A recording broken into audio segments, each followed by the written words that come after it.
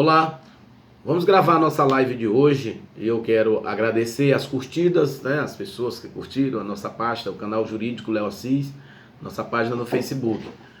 Com o apoio, nós temos o apoio da Frutaria Prêmio, no bairro do Angelim, e também do Edgar Pontes, né, o nosso futuro vereador, que está dando um apoio pra gente. Olha, se você quiser fazer alguma pergunta, mandar alguma questão pra gente a nível jurídico, você pode mandar para o nosso e-mail, leoassis.advg@gmail.com, ou então você pode mandar pelo zap. Nosso zap é 98 98231 0669. Esse é o nosso zap, tá? Os assuntos que vamos abordar hoje, nós iremos falar sobre prisão, os tipos de prisão dentro da nossa legislação penal, arrependimento de compra, direito do consumidor, promulgação de lei no âmbito da Constituição, internação do menor, a diferença entre sentença e acórdão e também flagrante, tá? Para iniciar, nós vamos começar falando da prisão,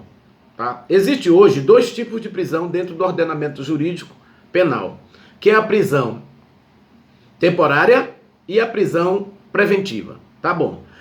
A diferença da prisão temporária e preventiva é que a temporária, o nome já diz, declina-se de tempo.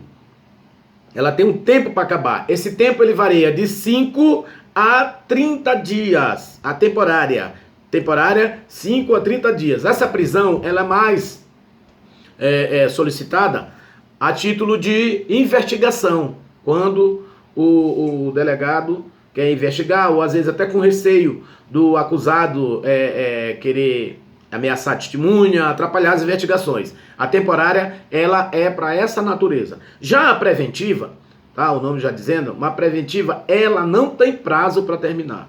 A prisão preventiva, ela não tem prazo para terminar. Por quê? Porque a prisão preventiva, o seu principal elemento é o quê?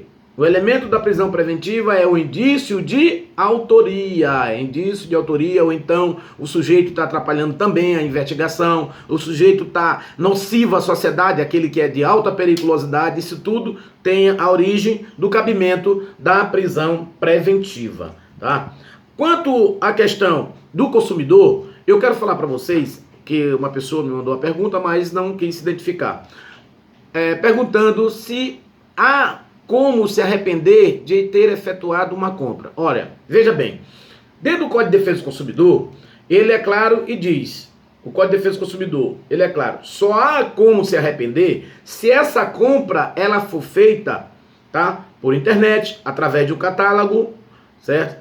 Por telefone, certo? Aí sim, o Código de Defesa do Consumidor, ele dá 7 dias para a pessoa se arrepender, certo? E obriga o fornecedor, o vendedor, no caso, a devolver a importância paga, certo? Isso no caso de compra feita pela internet, por telefone ou através do catálogo. Se você for numa loja e comprar um determinado produto, certo? E aí depois chega lá e disser, olha, me arrependi, não tem como, porque você está fazendo uma compra pessoal, você está comprando pessoalmente ali, certo?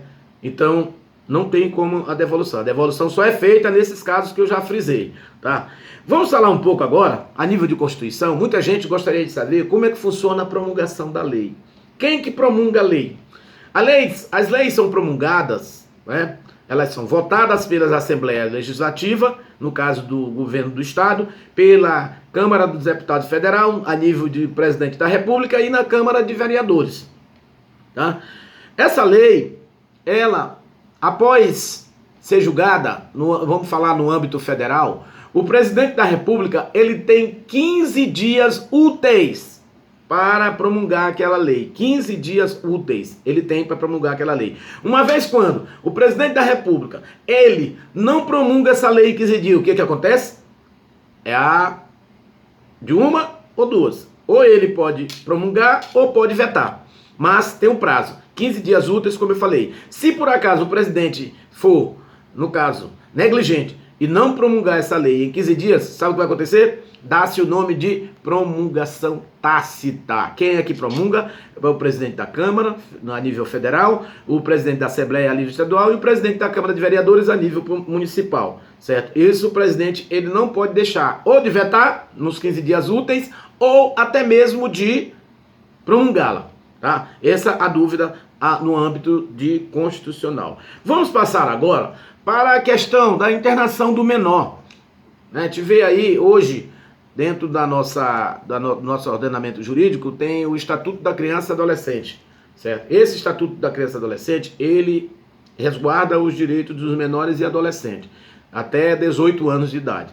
Veja bem, uma internação do menor, ela dá-se de 45 dias a 3 anos, certo? 3 anos, certo? E outra coisa, o menor, ele não comete crime, certo? Não há cometimento de crime. Ele comete um ato infracional. Esse ato infracional, certo?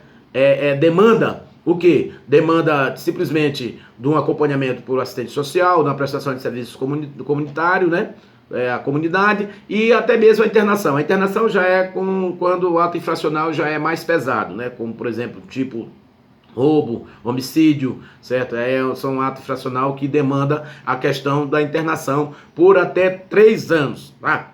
Outro fator que a lei, Estatuto da Criança e Adolescente resguarda, é a questão do menor ser, após a maioridade, a sua ficha está completamente limpa. Ele não cometeu nenhum ato infracional, ou seja, ele está limpinho perante a sociedade, certo? Que é o que afirma a lei, o Estatuto da Criança e Adolescente. Vamos falar agora da diferença entre sentença e acórdão. Muita gente gosta de saber o que é sentença e o que é acórdão. Sentença é um dispositivo que dá o final ao processo, em primeira instância, certo? É o resultado, é a resposta do juiz para aquela demanda, a sentença. Da sentença cabe o quê? Cabe apelação. Da sentença, cabe apelação. Essa apelação, ela vai para onde? Para o juízo de segunda instância, os tribunais, certo? Os tribunais, lá nos tribunais, elas são criado o relator, né? O relator vai dar o parecer dele e aí vai para os desembargadores votarem aquela matéria, certo? Desse processo da segunda instância, dá-se o quê? O acórdão. O acórdão, que é o dispositivo de resultado processual no âmbito do Tribunal de Justiça, do Tribunal Superiores, certo? E de todos os tribunais superiores de segunda e terceira instância, certo? Aí, do acórdão, dá-se outro recurso, tem vários recursos, tem recurso especial, tem recurso ordinário, outros recursos na esfera de terceira instância, tá? Para tirar a dúvida. E para finalizar a nossa live de hoje, eu quero falar para vocês do flagrante. O que é flagrante? Flagrante é surpreender o elemento no momento do cometimento do crime, certo? Flagrante, né? Ah, fulano foi preso em flagrante. Foi preso em flagrante por quê? Porque naquele momento ele foi surpreendido cometendo o crime. Isso dá-se o quê? Certo? Dá-se que qualquer pessoa pode prender em flagrante, certo? Qualquer pessoa. Mas tem uma ressalva, que muita gente diz assim, depois de 24 horas ele se apresenta e acabou o flagrante. Negativo. O flagrante, ele só cessa se a polícia não estiver no encalço. Por quê? Se a polícia estiver no encalço, do elemento, certo? Não cessa o flagrante. Chama-se perseguição continuada.